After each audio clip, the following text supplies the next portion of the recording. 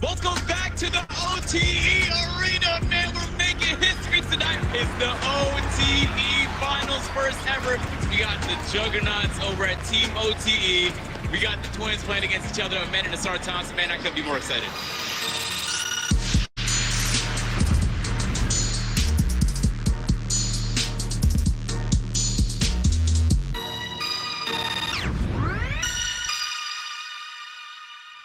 I have a twin brother, Amanda, and we just grew up going at each other every day. That's how we got better. You know, Amanda Thompson's projected number 10 in ESPN's 2023 mock draft. And Nassar is projected number 8. Future stars right there, man, both of them. We've been playing together since 3rd grade. The first time we played, we were on different teams, but since that, we've been on the same team until OTE.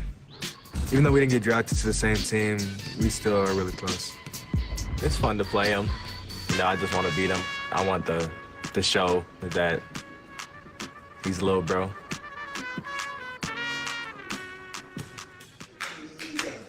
Happy birthday. Happy birthday. Overtime Elite is a family. It's an organization where if you want to get better, not just on the basketball court, if you want to get better in life, Overtime is the best place to be. Love y'all. We're more than an athlete. Sometimes it looks like we come out here, make it easier, but you know, we're human beings. We go through ups and downs. We have family tragedies. We have trauma in our lives, and we go through all those different things and those emotions. And this is sometimes our sacred place to release. Gets beyond basketball. You know, we want our guys to go in the boardrooms. We want our guys to go in the classrooms and be exceptional young men, not just here on the basketball court. I feel like when I first came up here, I was a little bit shy maybe. Since I've been up here, all the different personalities around me, you know, I was forced to get out of my comfort zone. So I feel like one of the biggest things is that I became more sociable. They got our backs. Like, I know everybody here has my back. I feel like we really, like, locked in. Overtime Elite is an organization where you can have fun at. You can be yourself. Hey, today, guys, I really think we have an opportunity to play our best game. And especially in terms of your guys' communication, like we saw at the end, of just being locked in together. Like, when we are locked in together, we are very, very tough. We're very, very tough. Team OT, they're a tough team. When they get it rolling, get stops, they're hard to beat. They're a very connected team, so we have to try our best to, you know, disconnect players, like, you know, try to pick on them in matchups. I feel like that was our job. No matter who they sub in, everybody could contribute. They probably had every single person score 15 plus this season. The finals, we're playing for something. So I feel like all the kids had something to prove. You know, we were showcasing our talent. The whole city of Atlanta came to the game. More people, more aggressive, 10K on the line. Everybody just wants to win. So it's way more fun to me. I think I play best in a really crazy setting. You know, start with our men. You know, we talked about this. How we're going to guard him, whether it's pick and roll or going downhill, fast break, is show him 2 and 3 bodies. Now, he can slither through and do all that, but the more bodies he sees, the more he has to pass or he has to throw something off balance. Remember, Asar is roaming in the paint. Asar is roaming in the paint. He helps off of his man. Everybody's collapsing on them, going vertical. So just know when you get in the paint and you see a bunch of bodies, jump stop, kick out. Jump stop, kick out. We get open threes. Tez, TJ, light that up. Cook, Tyler, light it up. When I first got here, it was really different because before you're looking at college coaches looking at you, but now it's NBA scouts looking at you. The feeling of somebody trying to give me something to make me better or to better myself, it's a great feeling. So I just know, like, the job is the work not done. So I know they're looking at me because they know I can get better, I can do better, or do more. So I'm always looking to get better. Welcome back to the OTE Arena for the first ever OTE Championship. It's a packed crowd. Hey, man, we got the Thompson twins guarding each other. Yes, we in for a little treat. man. We in for a big treat. I ain't gonna count. You know what I'm saying? Wait for the smoke to clear, though, Aiden. Oh, here we go. Oh, my Asar. Lord. Oh, my Lord. I think it feels bad. That was like his brother was right there when it happened. My Lord. You know, the running back dunk, I knew what he was going to do. I was just going to let him dunk it. We're not really worried about that. They get what they can get. Hey, now the Thompson twins got the first team. I told you, Agent, man, we in for a little treat, man. 100%, man. 100%. I'm going to say I'm the best defender here, but Asar's going to win Defensive Player of the Year. So if he has to guard me, you know, it's kind of an honor. Back in. 4 on the clock. A man. Oh! Oh, my God! Oh! What did we just see from the man Thompson? The men's dunk was wild. It was wild. I didn't expect it. My angle was so crazy. It was crazy. Everybody else got the back angle. My angle was wild. That is undoubtedly dunk of the year. And there's no debate about it. And it was Davion's birthday. One of the people was talking. They was like, "Happy birthday!" I'm like, "Whoa!" On the birthday boy. Yeah, it's a birthday present. Happy birthday. A play like that is more than 2 points. It's a momentum play. That's what we call it. So the dunk literally just had energy going all the way through the stands. So after that, we just knew, like, we coming together, we connected, feeding off each other. Energy was only gonna give us more energy. We gotta take this game home. It's halftime. Score is 33-28. Team OT is up. Look, I said it in the semifinals. I'm gonna say it again. Team Elite has to make something happen. They got to do it early in the third quarter, man. They will. You think so? Yep. All right, man. We'll see about that. We'll catch you guys at the top of the third quarter. Second half is our half to put our imprint on the game. Everybody was really doing good. The only person that we was trying to make him pick up his energy was Ted. So he wasn't doing bad, but we just know he had more to give. So just being able to push him to his limits and make him give everything he got so we can win this playoff game. That's what playoff time is about. Everybody looked at me like, "Ted, you good?" I'm like, "Yeah, man." Like, "Nah, you ain't good." Once I heard I wasn't good, I was like, "Yeah, y'all right." Tez, the more rhythm he has, the better shooter he becomes. The less rhythm he has, if he gets a little frustrated because he got to D up, do all those things, he's still going to probably take those shots, may not make as many of them. Yo, like, "Come on, Ted, we got you. We need you for this." They put all that fire in me. Once they put that fire in me, we went up from like 5 points to like 20 in 3 minutes. Crazy. Tyler Smith, high pick and roll, drive inside, pick out. You see what I'm saying? It's not a good feeling when the game was slipping away from us. We were just seeing our shots weren't falling and theirs were. Just worried about playing basketball. We're not. So we're not making plays because we're not mentally ready to make plays. They start breaking apart a little bit. And once we start noticing they break apart, we always tell each other, like, "Look, y'all, look. Grenade, you come off and Tez on the baseline looking for that little cut. All right? They not together. We'll finish this, guys. We'll finish. They locked in. That's all. Our whole team huddled on the free throw line. And after that, the chemistry was through the roof. Once our chemistry started clicking, it's hard to stop. It's always man. Team OT is just laying it on. Tyler Smith getting it on action. When a team shooting like that, it's nothing you can really do, but pray they miss. Team OTE takes game one. Celebrate for the night. But get back in the gym tomorrow, man, to the championship to close out on. The best players in the game today were all in the other gym because we just handed. Okay, well, let's look. We start excuses because excuses are the tools of the incompetent. Man, we had a hell of an emotional game last night. We couldn't go emotional 2 games in a row. Okay, let's say that's the deal. Okay, well then you're not the players that you're supposed to be. Then you're OTE for the wrong reasons. You're here to challenge yourself to be the best you can be because you've made a commitment that you want to be great. When we're in the locker room, there was definitely some tension in the room. They was fresh. We gave it yours. Now we get some rest. We come back tomorrow. We good. By the end, we all came together and, this could be our last game and we're not going to let that happen. Coming into the season, everybody thought we were going to be the number 3 seed team. They thought we were going to be the weakest link. But coming in here knowing that, it put a fire in me because I've grown up my whole life, people not believing in me. So just coming here and seeing that, I was just like, we gotta do something. Our team is feeling good. We're ready for game 2. We're not gonna let up or underestimate Team Elite because we know they got great players. Like I said, OTN 2, baby. OTN 2. Sunday's my off day. Came straight from the now there'll never be another. They got me confident. I hit the 3 at the buzzer. I hit the 3 at the buzzer. I hit the 3 at the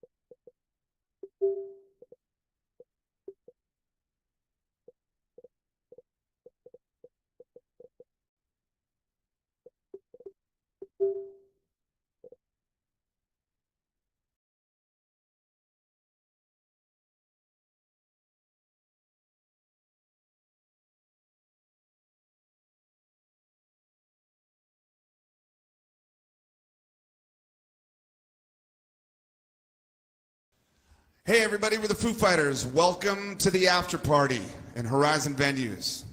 Watch this, it's gonna be fun. I don't wanna be king. I just wanna sing a love song. Pretend there's nothing wrong. You can sing along with me. I don't wanna be queen. Just trying to keep my t-shirt clean.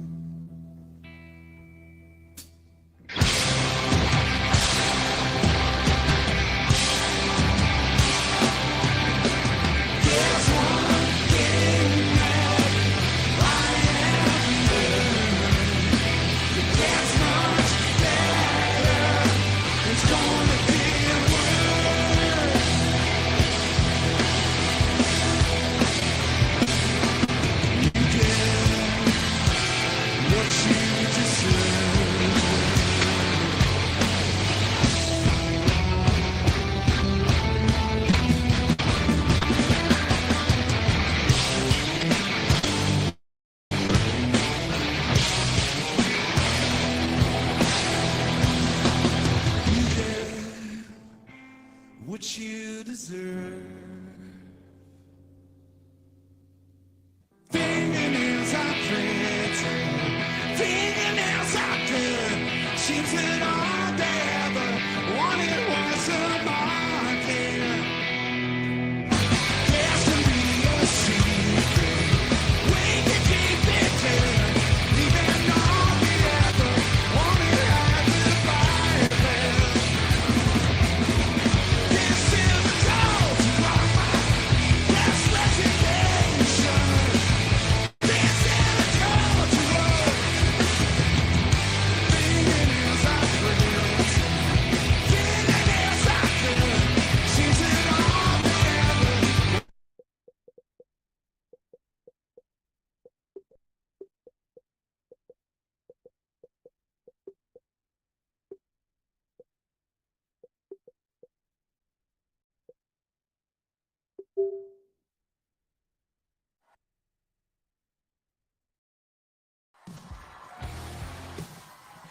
All right. Time to get a little sassy. I want to see some dancing in the audience.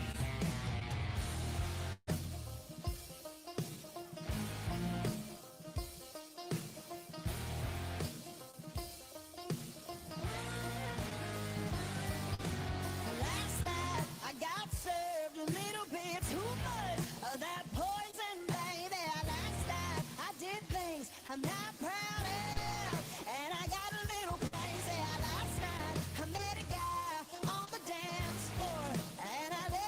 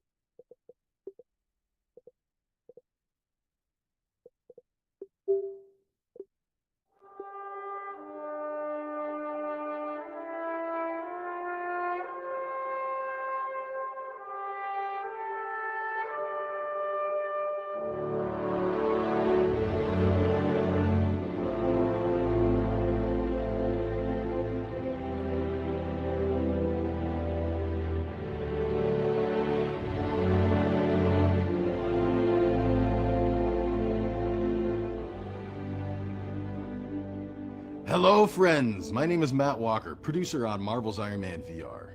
We here at Camouflage are ecstatic to bring the title to a whole new audience on MetaQuest 2. A couple weeks ago, I had the opportunity to go visit our home base in Bellevue, Washington, to ask the dev team about the 3 major challenges that we came up against when developing the title: flight, combat, and story.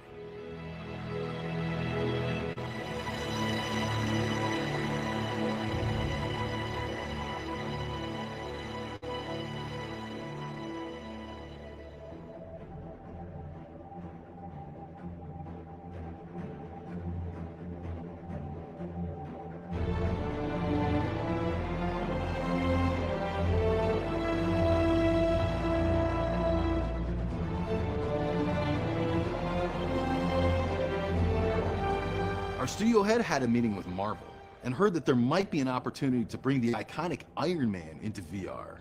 He immediately brought it back to the dev team, who jumped at the chance to see if it would be possible to fly like Iron Man. Even today, I think if you were to kind of pitch it on paper, some people would think, oh, I don't know, that might not feel comfortable in VR. I don't know about flying at high speeds in VR. Yeah, on the right? surface, it sounds like it would not be comfortable at all.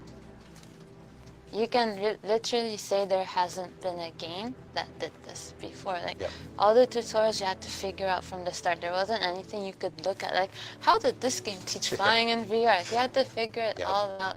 There were no other games that had come out like this before, so we didn't have anything that we could take inspiration from. But one of our engineers, Troy, embraced the opportunity.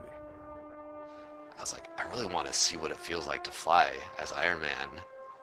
I think me and everybody else just assumed it would be like a 5-minute experiment. The first thing I did was put the thrusters on the hands. I kind of like flew around a little bit, like the tuning wasn't good or anything, but I was like, it's kind of fun. After an hour of messing with it, I was like, this can't be real, right?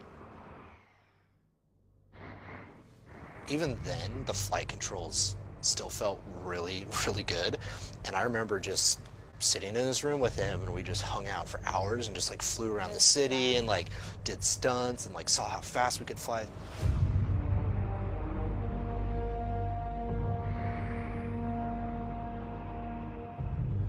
I remember after I played that and I took the headset off, I was like, oh my God, this is awesome. Again, I'll credit the original designers of Iron Man because they put those repulsors on his palms, and it turns out that that's a fairly ergonomic way to fly around in VR. The initial prototypes turned out to be really fun. The first time you get into it, you're already familiar with the universe, you already know who Iron Man is, and you have all these expectations of what it's supposed to feel like. At that time, so much of locomotion was like teleporting or like smooth movement or like this weird, move your arms. And to this day, I still think that flying mechanic is one of the best solutions ever. Troy had some tricks up his sleeve so that the player could fly with that same grace as Iron Man. People keep getting caught on stuff and crashing and everything, so we implemented this system where you can see if I'm flying and I'm like kind of gonna clip the edge of this building here, it'll gently nudge me to the side. The most frustrating thing is, you know, when you're going like super fast, you know, weaving through stuff, and this like tiny little outcropping just like kills all your momentum. You're gonna go fast in this game. Like, for sure. So you're gonna need space to go fast. Yeah. And what's more fun to fly around in than like a big city?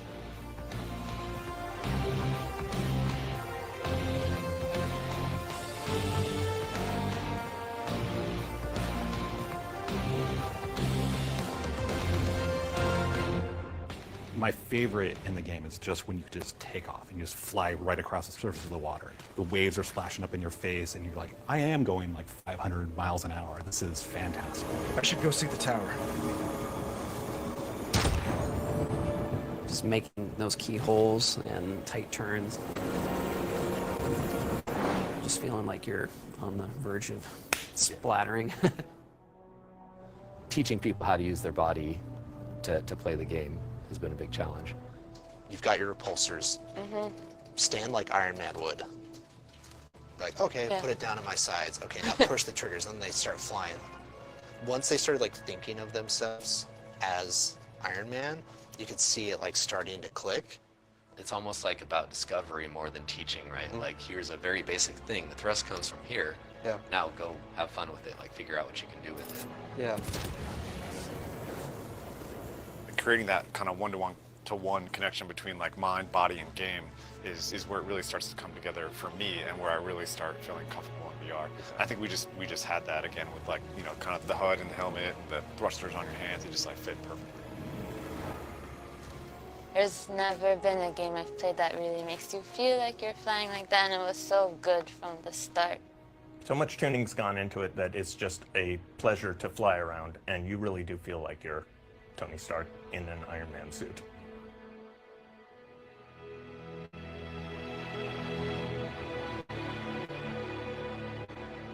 I feel like technology at the point that it's at is sort of like magic. And so I got to put on the headset and suddenly it's like, oh, you put your hands back and suddenly you're flying. Like, oh my God, that's so cool.